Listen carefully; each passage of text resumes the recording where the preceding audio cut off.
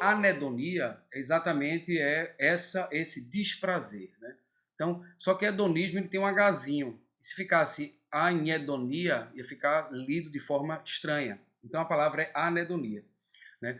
A anedonia, para você ter uma ideia, é o principal sintoma no diagnóstico de uma depressão grave, né? A anedonia ela significa a perda da capacidade de prazer, de ter prazer, né? Isso não necessariamente é um prazer numa viagem, é o prazer em geral, né? É como se aquela pessoa ela não conseguisse ativar o bem-estar, não conseguisse ativar a capacidade dela de prazer.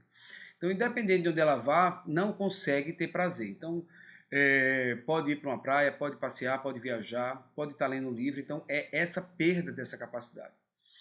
E isso ele pode ser causado por um fato gerador objetivo, né? Digamos assim, a perda de uma pessoa querida, a perda de um emprego, enfim, o estado de saúde grave. Então, uma variação do ambiente que pode levar a um estado de tristeza que é diferente, né, da anedonia.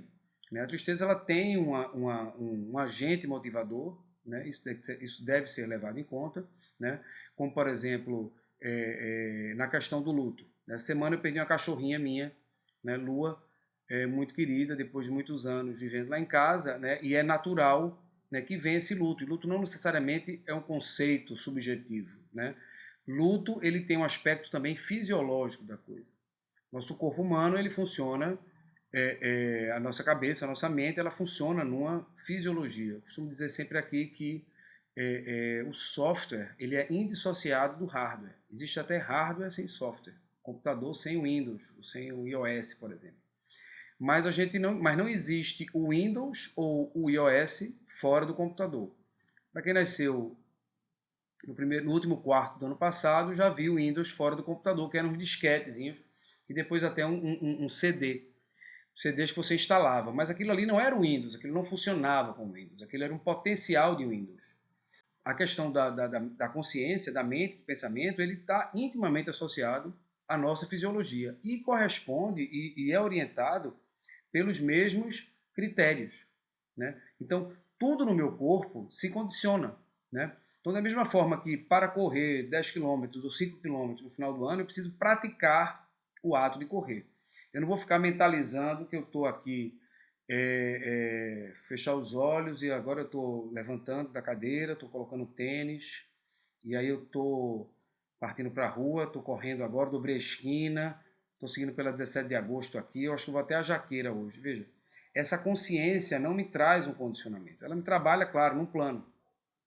Porém, fisiologicamente falando, a experiência ela tem uma força muito maior, né? Então, nessa questão do sentimento de tristeza também, do luto também.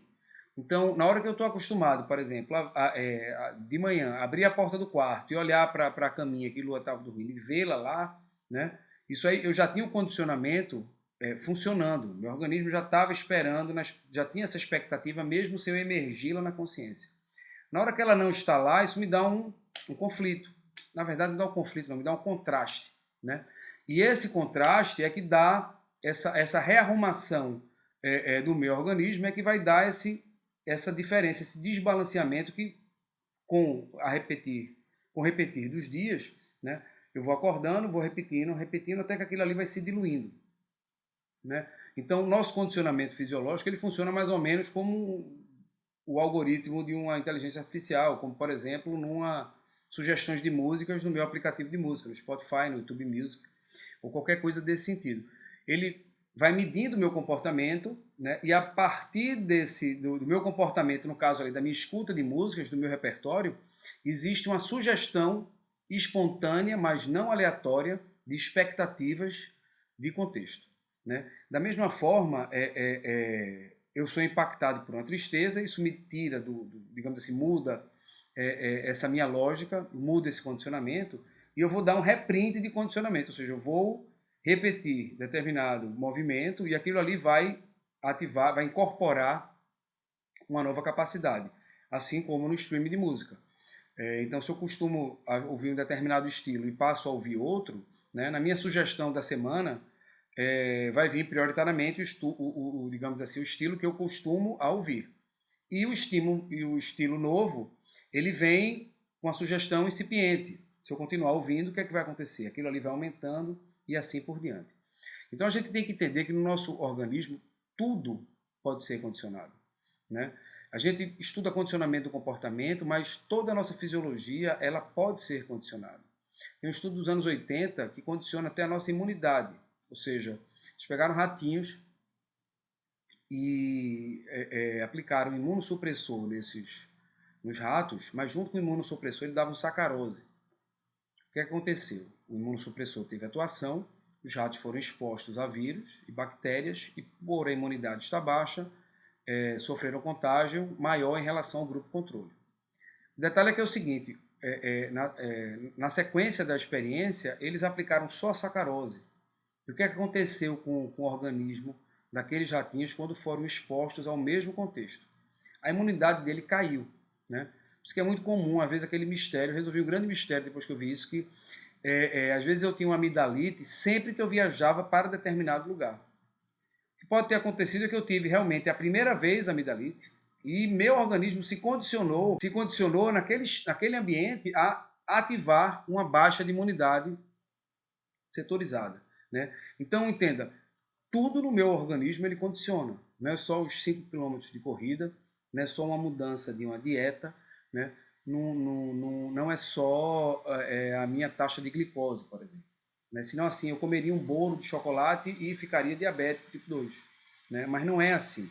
Se minha ingestão de açúcar hoje for acima da minha média, minha taxa de açúcar amanhã de manhã, cedo, ela vai amanhecer próxima da taxa de hoje, um pouquinho acima. Né? Agora, se eu repetir essa ingestão acima da média, o que é que vai acontecer? A de sábado vai amanhecer próxima da de sexta, um pouquinho acima da média. Isso repetido por muitos dias, o que é que vai acontecer com a minha taxa de glicose? Né? Então, nossos parâmetros orgânicos, eles funcionam mais ou menos como aquela linha de tendência do gráfico de Excel. Né? Ela faz uma leitura dessa média e extrapola uma possibilidade. Né? Então, eu tenho que entender que minha capacidade de perceber o bem-estar funciona da mesma forma. Ou seja, se eu não tenho prática do bem-estar, eu vou como que atrofiar essa minha capacidade de percepção e de experiência do bem-estar. Às vezes tem um fato que nos causa tristeza, né? E lidar com esse fato é importante. Né? Mas é importante também eu entender que descanso não é descaso. Às vezes eu preciso descansar daquele assunto. Né? E à medida que às vezes eu estou descansando um pouco do cuidado dos meus filhos ou das minhas atividades de trabalho, não necessariamente eu estou tendo descaso com aquilo. Né? Senão, à noite seria um descaso com o dia. Mas a questão é que eu só consigo aproveitar os 2/3 do dia se eu descansar 1/3. Ou seja, as 8 horas não são desperdícios de dia. Na verdade, elas otimizam o meu aproveitamento do dia. A gente vive hoje numa cultura que é muito de performance, de desempenho. Né? Como eu já falei aqui, aquela questão da culpa. Né? Então, toda vez que a gente não atinge um parâmetro, é muito comum a gente se condenar nesse sentido, né, de se culpar. Veja, isso não ajuda. Tá? Isso não ajuda. Então, esse sintoma, né, essa anedonia, ela vem em função dessa digamos assim, tem o Pedro, o grande tio Pedro, ele fala assim, é pouca prática. Ele fala, às vezes, pega um profissional assim que não é muito bom, ele fala assim, fulano é meio pouca prática. Né? Mas nós temos que ter uma prática do bem-estar. Uma vez eu estava fui consultado para uma entrevista de fim de ano, né? Assim, faltava 15 dias para o Enem, qual é a dica que você dá para os feras de relaxar nessa reta final agora? Eu digo, a dica que eu dou para ele é a mesma coisa que se ele for prestar engenharia, ele estude matemática para fazer uma boa prova de matemática daqui a 15 dias. Funciona da mesma forma. Né? Então a gente vê, por exemplo, hoje no ensino, principalmente nos terceiro-anistas do ensino médio, enfim, acho que no ensino médio, já no 9º ano em diante, pouco estímulo à prática de bem-estar. Certo? O que é que estão acontecendo com nossas crianças e adolescentes? Né? Elas estão perdendo exatamente esse prazer de vida, essa capacidade de hedonizar as coisas. Né? Isso não é estimulado, gente. Então, se eu não fomentar, se eu não praticar a minha capacidade de me sentir bem, eu vou ter dificuldade em me sentir bem. Então, o que é que acontece? O cara estuda o ano todo, aí 15 dias antes do vestibular, às vezes nem 15 dias, às vezes 5 dias antes do vestibular, às vezes até 2 dias antes do vestibular, do Enem, vestibular foi de outra época. Mas antes de um exame, aí você vai descansar. Só que se eu não tenho intimidade com o descanso, o que é que vai acontecer? O cara vai lá para a praia, vai ficar na frente tomando sol, mas a cabeça está ali, ó. Tem gente que está ali estudando e tu estás aqui na praia. Pode cair uma questão de física que tu podia estar estudando nessa manhã e tu vai acabar na... Então aí você diz, pô, eu não consegui descansar. Né?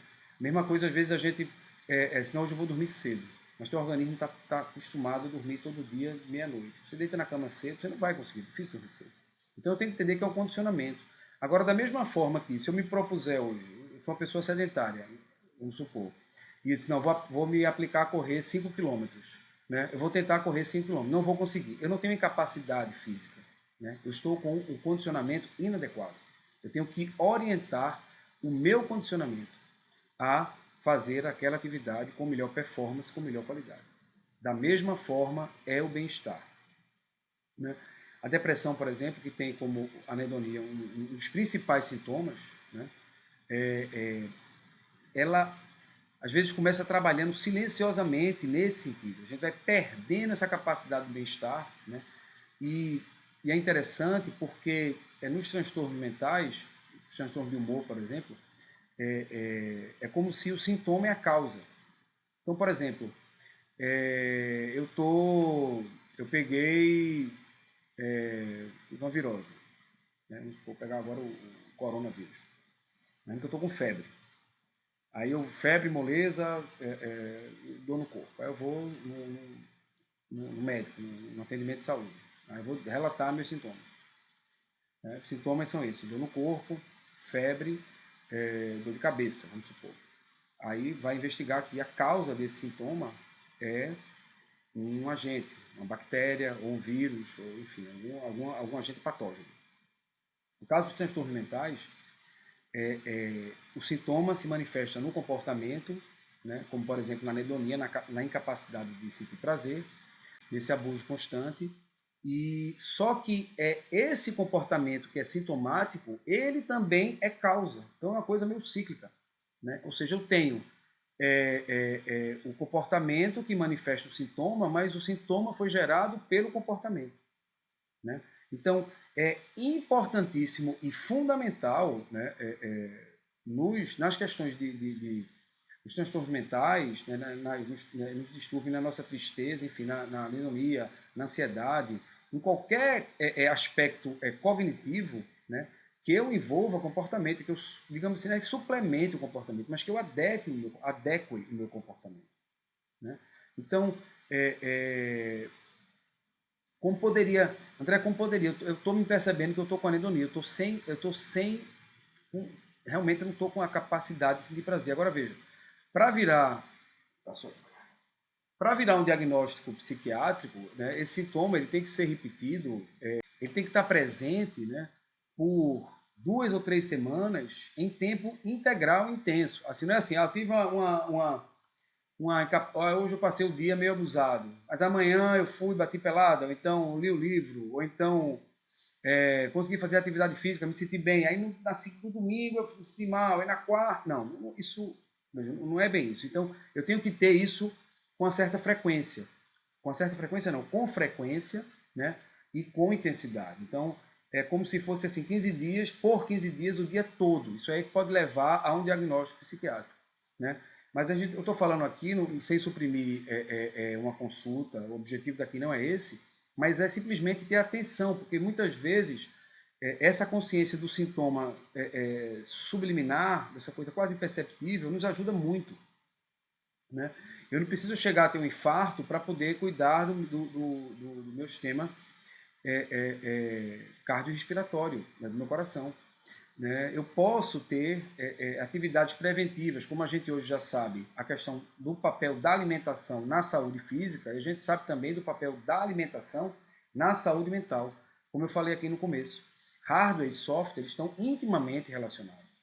Não existe o Windows fora do computador, o Windows está dentro do computador, né? Então, tanto o hardware pode interferir na performance do software, como o software pode interferir na performance do hardware, né?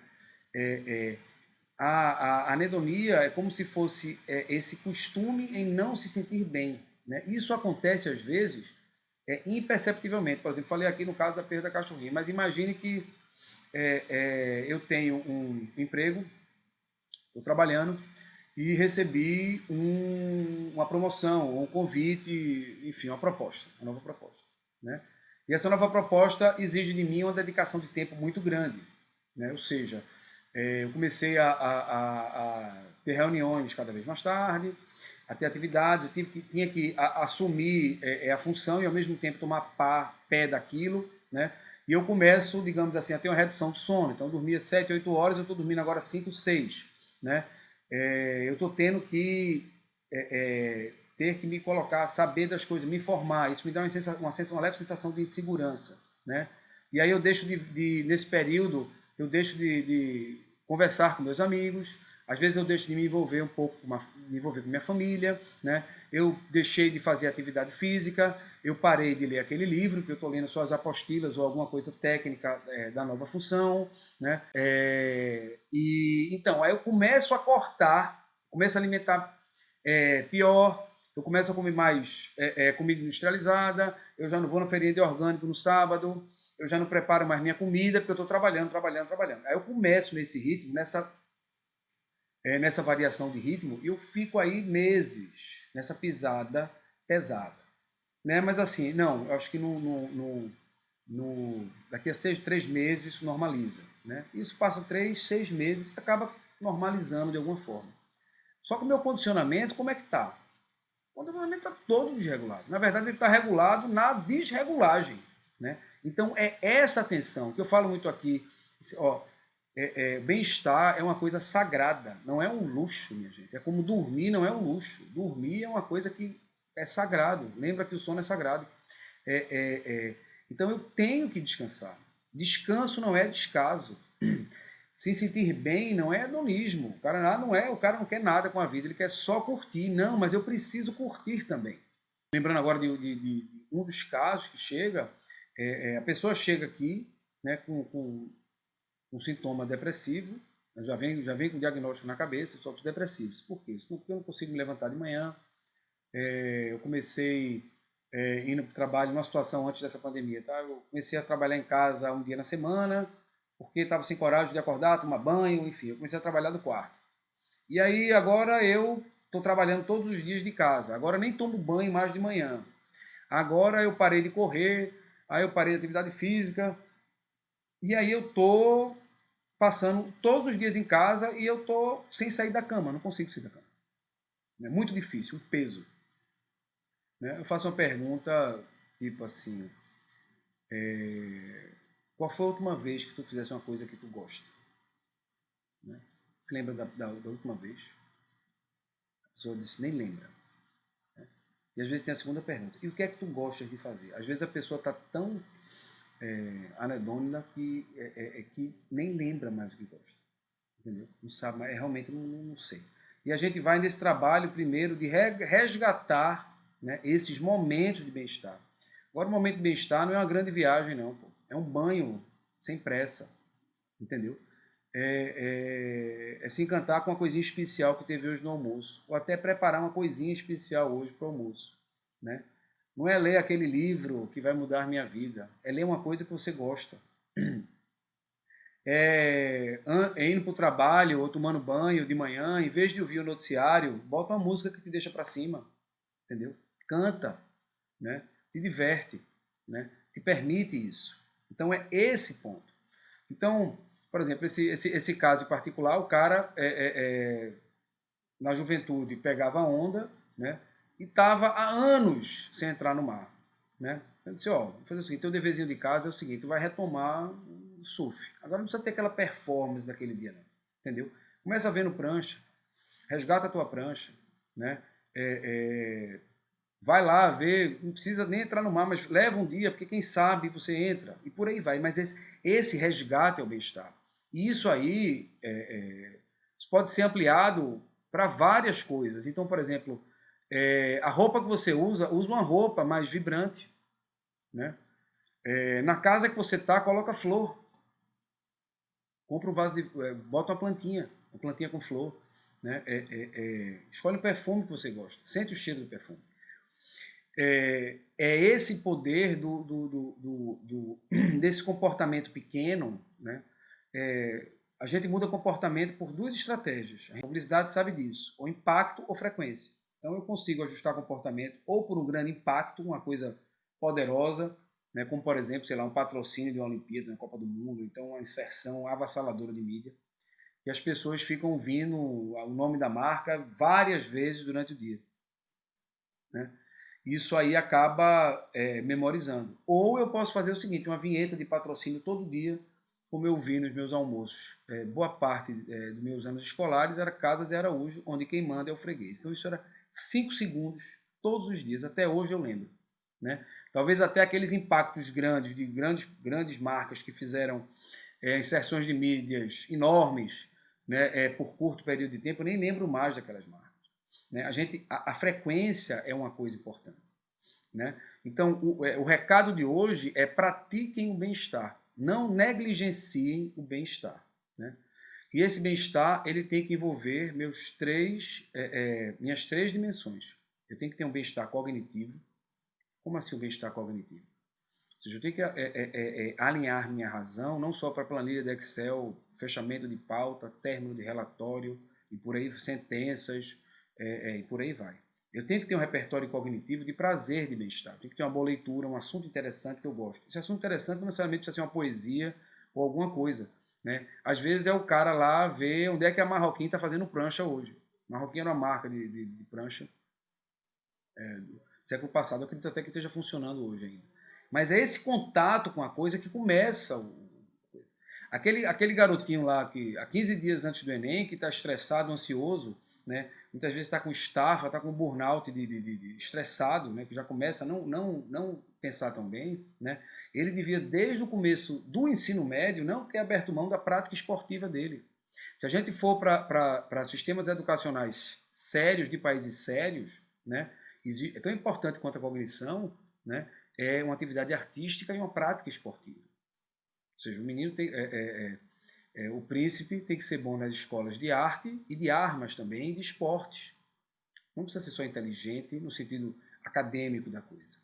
Ele tem que ter uma boa prática física, né? Ele tem que ter uma prática artística, né? E também tem que ter uma prática cognitiva. Então esse é o ponto. Eu preciso estar com essas três dimensões alinhadas. Eu preciso ter um bom condicionamento racional, ou seja, eu tenho que intelectualizar coisas também que eu tenho prazer, né? Porque se a gente deixar solto, o desprazer ele emerge com muita força. Ao mesmo tempo também eu tenho que cuidar das minhas boas emoções. Eu tenho que, além de ver coisas que me instruam, por exemplo, eu tenho que ver conteúdos que me agradem. Se você se agrada com coisas que lhe instruam, você conseguiu unir o útil ao agradável nesse sentido. Mas geralmente o útil é distante do agradável. Né? Então a gente fica só na utilidade e distante da agradabilidade. Né? E essa distância desse prazer, desse bem-estar, é o que vai me levar, né, a consequência disso de forma mais prolongada, né, a um sintoma como a anedonia. Veja, a anedonia é um sintoma, tá? Não é um diagnóstico. A gente está falando de um aspecto específico, né, de um sintoma específico, assim como a tosse, como como um espirro, né, como, enfim, como uma febre, né, é um sintoma. E eu posso trabalhar esse sintoma. Né, voltando aqui nas questões mentais, o comportamento ele é sintoma e causa e saída daquela coisa. Então, se eu mudar essa chave nesse sentido, eu consigo ter boas chances de reverter esse quadro. Né? Então, da mesma forma, o movimento. Né? Então, tomar sol não é uma coisa simplesmente estética, nem para mim é vitamina D. O nosso sistema é integrado. Então, esse sol com essa vitamina D, com essa a ida ao tomar sol, eu consigo ter um ganho nos meus três sistemas. Então, se eu só tomar sol, eu estou trabalhando só a minha fisiologia. Se eu tiver prazer em tomar sol, eu estou trabalhando o hardware e o software, né? Então, observem no dia de vocês pequenas coisas que vocês podem dar um pouco de prazer àquela coisa. Onde é que eu posso dar um temperinho que fica gostoso, né? Eu me lembro que nas marcas tinham alguns segmentos, era o trivial especial. Como é que eu posso deixar especial esse trivial, né? Existiam aquelas marcas do dia a dia que no popular havia no gourmetizar, mas o gourmet ficou um termo, acabou ficando, enfim, associado, perdeu um pouco, sofreu um pouco. Mas é esse, como é que eu posso deixar especial o meu trivial? A minha ida ao trabalho, então o meu pré-trabalho, antes de eu entrar na sala, no Zoom ali para trabalhar. O que é que eu posso fazer de antes? O que é que eu fiz no meu dia, hoje, antes, para poder entrar com bem-estar? Nosso organismo trabalha com condicionamento, tá? O começo vai ser difícil, assim como começar a correr, né? Como começar a tocar um instrumento, né? Mas a frequência e a disciplina dessa frequência é que vai me dar, me estimular essa capacidade, né? Então fica a pergunta para você: qual foi o último momento que você se sentiu bem, né? Qual foi a última coisa que você fez que lhe deu um prazer? Não estou falando daquela viagem, pode ser até aquela viagem, mas como é que eu posso trazer esse prazer para o meu dia a dia, para a minha rotina, né? A gente começa a ter planta em casa e a tendência maluca do cotidiano urbano é aquilo virar uma obrigação, né? Então toda vez que aquilo se transforma em obrigação, até o sexo por obrigação, ele perde seu prazer, né? Já tensiona. Então hedonizem os seus dias a dia, os seus dias, né? Mas não precisa ser aquele aspecto, aquele hedonismo caricato, né? No paraíso com vinhos e os deuses lá, né? Mas são essas pequenas coisas, esse pequeno mindset de qualidade. Mas eu tenho que lembrar que se eu não estimulo isso, né? Eu vou acabar atrofiando essa função, mas eu não perdi a capacidade, eu simplesmente preciso malhar, preciso trabalhar, né, essa capacidade. Certo? Hoje a gente falou vamos lá para o resumo final, né, de anedonia. A anedonia é um sintoma que diz respeito à nossa perda da capacidade de sentir prazer, ou seja, a gente fica sendo aquele vazio, não consigo me satisfazer. Como diz aquela música de Lulu Santos, né? Abra a geladeira, mas não tem satisfação. Ou seja, essa perda de satisfação. A dopamina ela tem uma influência muito grande também nesse contraponto da anedonia. A anedonia é um sintoma. É um sintoma tão sério, ou seja, a questão do cuidado com o prazer é tão importante que é o principal sintoma, um dos principais, se não me engano são dois, mas é um dos principais sintomas no diagnóstico da depressão grave, transtorno depressivo grave. Ou seja, é uma coisa muito séria, mas eu tenho que lembrar que isso aí não surge de repente, ao mesmo tempo também não dissurge de repente. Como qualquer atividade do corpo, ou qualquer sintoma do corpo, ou função orgânica, isso precisa ser estimulado. Então, precisamos estimular o bem-estar, né? E o bem-estar não é aquela coisa especial que só acontece no domingo, o bem-estar não é aquela coisa especial que só acontece nas férias, o bem-estar não é aquela coisa especial que só acontece quando uma certa pessoa vem me visitar, ou quando eu consigo ir para tal lugar, ou quando eu recebo aquele bônus. Não. O especial tem que ser uma rotina, eu tenho que ter prazer na minha rotina, eu tenho que ter pílulas de bem-estar, né? De preferência, um mínimo de 3 vezes ao dia, né? Então, é essa pouca prática, né, na percepção do bem-estar que vai me levar a uma incapacidade de ativar esse bem-estar, né? A anedonia ela mora aí, né? Então, ativem esse bem-estar. Como é que está o prazer de vocês? No dia a dia, o que é que eu faço no meu dia que me dá prazer, né? Se a gente deixar isso solto, vai ser muito pouco, quase nada. Eu posso ser ativo nesse sentido. Então, pessoas, queridos amigos e amigas, façam essa reflexão sempre. Eu preciso ter bem-estar. É importante, né? Não é uma coisa, não é descaso com os compromissos. Não. É um descanso dos meus compromissos. E não só simplesmente descansar. Eu preciso ter prazer nesse descanso. Agora, se eu não exercito o prazer, é difícil eu ativar meu prazer. Da mesma forma que eu não ativo minha capacidade cardiorrespiratória, vai ser difícil contar com a minha capacidade cardiorrespiratória. Se eu não ativo a minha imunidade, vai ser difícil ativar minha imunidade. Tá bom? Queria agradecer a vocês, mais essa quinta-feira, juntos, né? Estamos aqui no Atma. Eu estou aqui, outros profissionais, algumas atividades já devem começar a partir de agosto, muito embora as atividades estão rolando online, né? Nós esperamos em agosto agora trazer novidades. Então, para essa semana vai ficar esse deverzinho de casa, né? Pílulas de bem-estar, né? Para ativar minha capacidade de sentir prazer, né? E de me proteger e de, enfim, de ficar atento a essa questão da anedonia, né? Então, um abraço para vocês, até a próxima quinta, um cheiro em todos. Valeu!